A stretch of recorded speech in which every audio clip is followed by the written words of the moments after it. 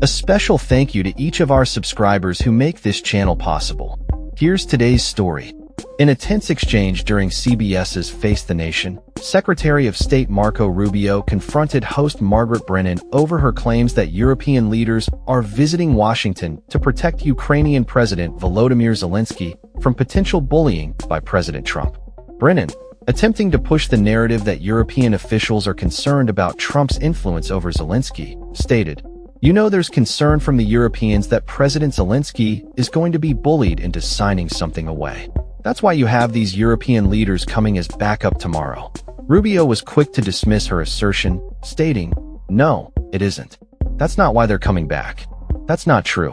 He emphasized that the visits were part of ongoing discussions and were not an emergency response to Trump's actions.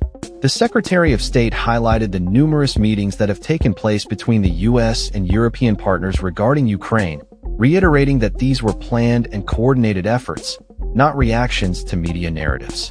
Brennan pressed on, referencing a past meeting where Trump appeared to put Zelensky on the spot, but Rubio countered by noting that there have been many constructive interactions since then.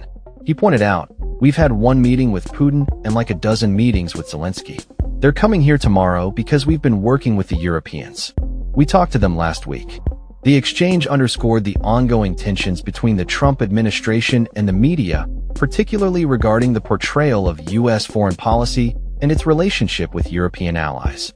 Rubio's remarks aimed to refute what he termed a stupid media narrative, arguing that the European leaders were not there to prevent any supposed bullying, but rather to engage in meaningful dialogue about the ongoing conflict in Ukraine. As the interview progressed, Brennan attempted to steer the conversation back to the optics of the Trump-Putin summit, but Rubio remained focused on the facts and the collaborative efforts being made. This confrontation reflects the broader struggle between the Trump administration and mainstream media outlets, with both sides often at odds over the interpretation of events and the motivations behind diplomatic actions.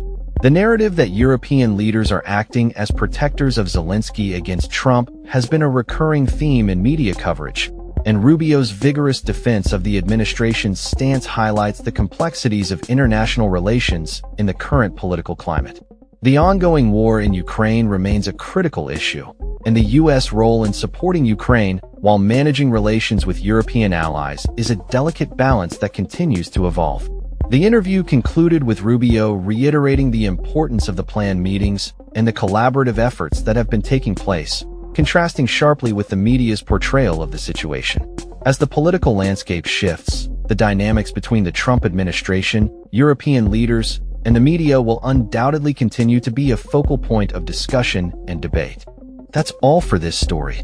We upload videos every day covering many different subjects, so hit that subscribe button to stay informed. Thanks for watching.